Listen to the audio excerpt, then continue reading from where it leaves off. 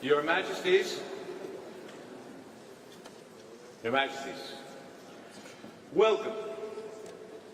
The Queen and I are delighted to have you as our guests. We've known each other for such a long time. We have close personal ties and see each other regularly. The only thing that was missing was a state visit. Today and tomorrow, we will be setting that right. Spain has a special place in our hearts. First of all, because it was in your country that our life together began. We were at the Feria de Abril in Sevilla 25 years ago. Sparks began to fly, the rest is history. A visit to Spain always feels like a warm abrazo. Not just for us, but also for our eldest daughter, the Princess of Orange. Last year, circumstances required her to live in Madrid. From there, she was able to continue her studies at the University of Amsterdam. This was made possible by the kind efforts of many of your compatriots and yourselves. A touching demonstration of friendship at a difficult time. I'd like to express my heartfelt thanks to you and to everyone else who helped arrange this. Spain and the Netherlands are branches of the same European tree. Our country's stories have been interwoven for centuries. The first verse of our 450-year-old national anthem is proof of that. The King of Spain plays a prominent role. But I won't go into the historical context. Let's just say, all's well that ends well. Our countries have a long history of cultural exchange. And we often revere the same masters. Take El Bosco in Museo del Prado. A compatriot, some Spaniards believe. Yet Hieronymus Bosch was Dutch as it could be. But of course, we're very happy to share him with you. Another master we both admire is Johan Cruyff, the man who taught the Spanish how to play total football. Perhaps too well, I might add. Spanish architects built our Rijksmuseum and Dutch architects have been successful in Spain. Your country is a favorite destination of Dutch holidaymakers. And in the Netherlands, you hear Spanish being spoken more and more often. It's great that we have these close connections. They reflect the strong relationship between our countries as partners in Europe and in the wider world. Fortunately, the era of national stereotypes is well behind us. A deep sense of solidarity has taken its place. We are allies, driven by the same ideals, values and convictions.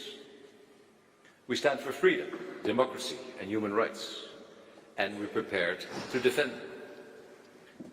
We both believe in the European Union as a beacon of peaceful cooperation, not only because we carry with us the bitter experiences from the past, but also because we need a strong and resilient union for security, prosperity and well-being of all European citizens in the future. As European partners, our countries have come to understand each other better. A special relationship has evolved, a Spanish-Dutch conexión especial. Together we have shown that the South and the North complement each other perfectly. Like me, Your Majesty, you will probably remind of our meeting in Spain last June. We spoke at length about the opportunities that green hydrogen can offer in the transition to a European system of sustainable energy. Together our countries are developing a corredor verde. One day, El Sol Español will also warm the chilly north and help to make our industry greener. I know how hard you're working personally to foster sustainability breakthroughs. Not just in the area of energy, but across the board. Climate action, water, agriculture, and circular production. Our researchers and entrepreneurs are working together to make these breakthroughs possible.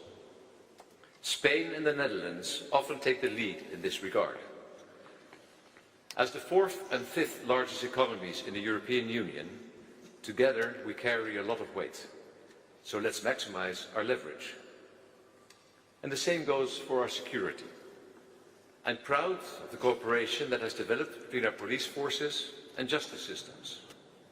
This is making a clear difference in the fight against organized crime.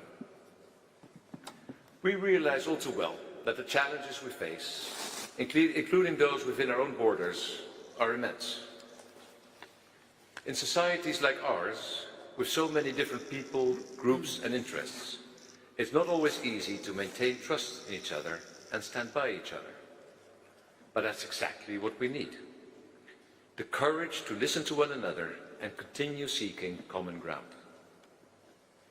Strength lies not in isolation, but in the ability to build bridges, just as Spain and the Netherlands have shown. We cherish our friendship with you and with the Spanish people. Let me say from the bottom of my heart, gracias. Viva España. So please raise your glasses with me. Your Majesties, to your health and to our friendship.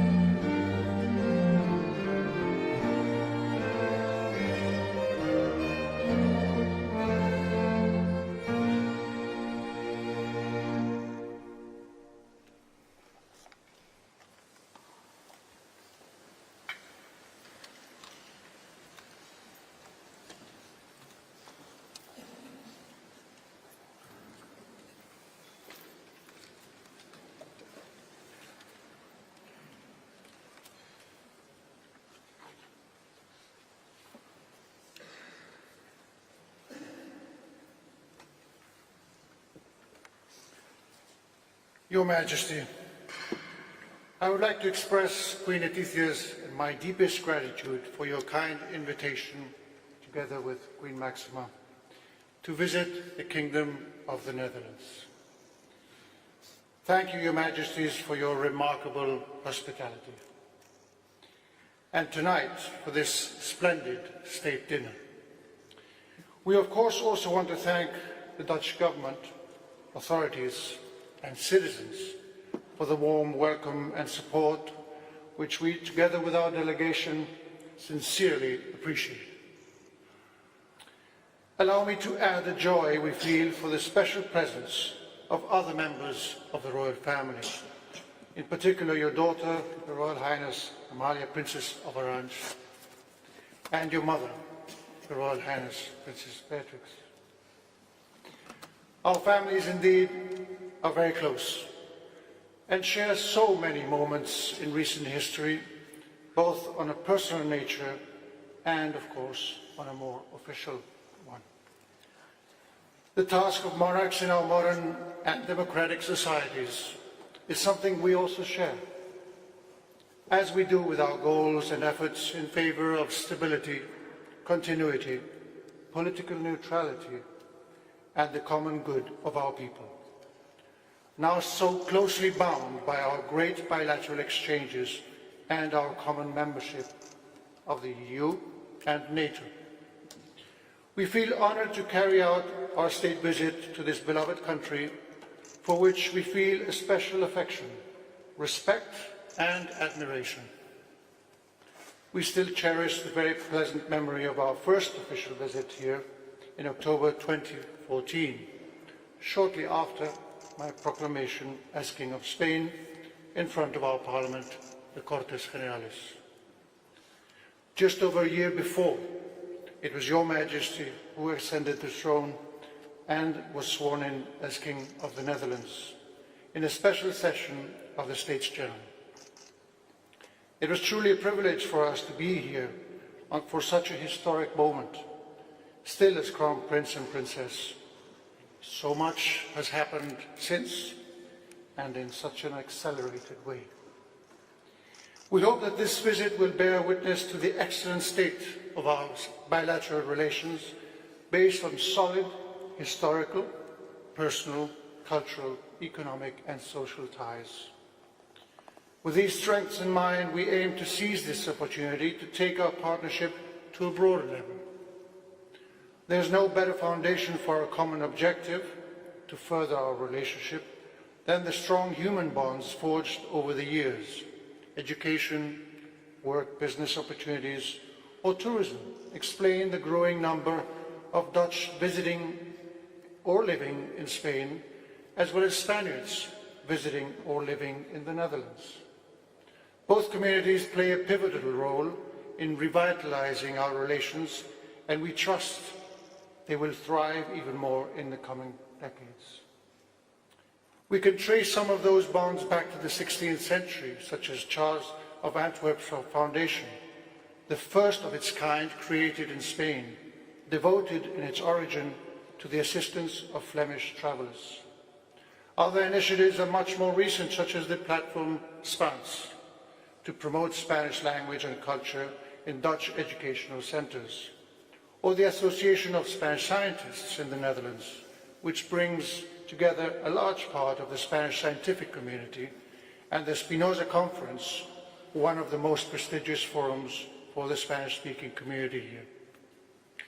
Therefore, cultural relations have been historically strong, evidenced by a number of notable collaborations that reflect a deep friendship, interest and mutual trust. We recall that the first illustrated edition of Don Quixote, the first and most widely published novel in the world, appeared in the Netherlands in 1657. Also in the 17th century, Ludwig Huygens, I hope I said that correctly, son of the great poet and private secretary to the Prince of Orange, offered a splendid description of Spain and the devotion to art among its people in his fascinating travel diaries, A Dutchman in the Court of Philip IV. As part of the first embassy to Spain in 1660, he contributed, like his father, to the mutual knowledge of the two societies and the common history of the two kingdoms. Our countries also share a common influence that deeply marked, in particular, all European painting. In the 17th century, a particular aesthetic developed in both of them, the fascinating yet subtle links between paintings of Rembrandt, Velázquez, and Vermeer are perhaps the most representative. Today, the rich diversity of our exchanges in this field reflect well this common ground. Only this year, two major exhibitions of Spanish artists are or will be held in Dutch museums. An exceptional retrospective of Antonio López, a master of Spanish realism, in Assen, and just in a few months' time, a display of Jean Miraut's sculptures in The Hague. Lastly, these human ties are instrumental to the knowledge of our languages. As in many other countries, one can increasingly hear Spanish among Dutch students and workers due to a genuine interest in our cultural and touristic richness and the large Spanish community residing here. Contacts between Spanish and Dutch universities are also numerous. The more than 6,000 Spaniards attending universities in the Netherlands constitute the fifth largest community of foreign students in this country. The increased demand for Spanish as a foreign language stands out at all educational levels, especially in university and higher education. This is something we intend to encourage even further. The same goes for Dutch students in Spain, over 2,700 only last year. with Spain also being the favorite Erasmus destination by far.